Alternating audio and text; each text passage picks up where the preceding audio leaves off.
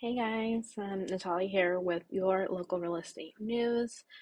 And this week I wanted to talk about why buy versus rent. This is the first week of my 6 week series leading into the new year, which will be talking about the 6 easy steps to home ownership. This week I'm addressing a lot of questions that people have versus whether they should buy or whether they should rent. With most of the people that I speak to, they're apprehensive about buying right now due to the holidays. It's winter time, the end of the year, but it's actually a really great time to buy.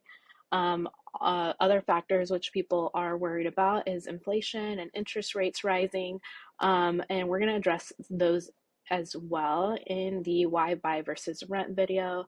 We'll talk about building equity and building that worth and why these are important and related to home ownership.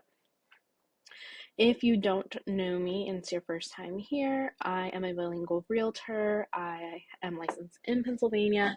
I mostly work York, Adams, and Lancaster counties. I'm with Century 21 Home Advisors in the Lancaster office, and I'm in the Natalia Lazio's team.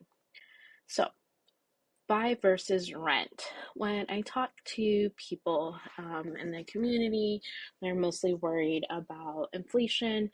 And to be honest, it's really one of the reasons why you should buy versus rent, because having a fixed interest rate creates more stability by keeping your monthly payments the same despite inflation. Um, According to Realtor.com, the median price for rent went up to $1,876 back in June, and that was across the 50 largest metro areas. And that's the highest based on the past 16 consecutive months since COVID, really. And this basically means that if you're thinking about buying, um, or want to keep renting instead of buying, waiting for inflation or prices to go down, it may affect you either way. One thing to also keep in mind is that your landlord is also going to have to mitigate the cost of rising prices and inflation, and they can increase your rent in order to mitigate these costs. Whereas, like I mentioned, having a fixed interest rate um, helps keep your monthly payments the same. So another reason, the biggest reason to buy, is to help you build not only stability but also build wealth. According to CNET, home ownership is still considered one of the most reliable ways to build wealth. And when you make monthly payments on your mortgage, you're building equity in your home. When you rent, you aren't investing in your financial future the same way you are when you're paying off your mortgage. In other words, when you own your home and you have the advantage of your mortgage payment acting as a contribution to basically a forced savings account that grows in value as your home does.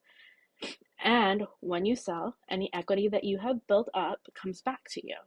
And as a renter, you'll never see that money again. You won't have a return on the payments that you pay every month, and you're only building wealth for your landlord, which is one of the biggest reasons why, if you can buy, you should definitely consider buying, even now with the um, interest rates.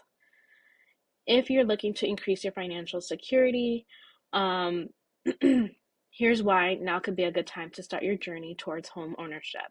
A report from the National Association of Realtors details several home ownership trends, including a significant gap in the net worth between homeowners and renters.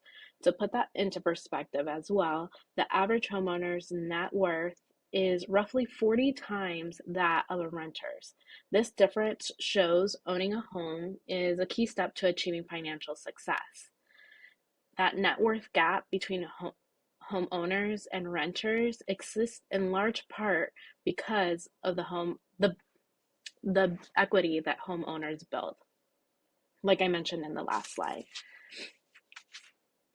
So, what is this equity that I keep talking about? When you make your monthly payments, you're building equity.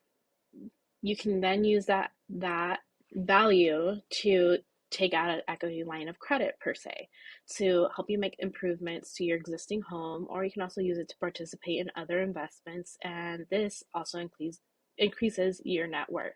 So, like I mentioned before, when you make your monthly payments, it's basically like going into a savings account.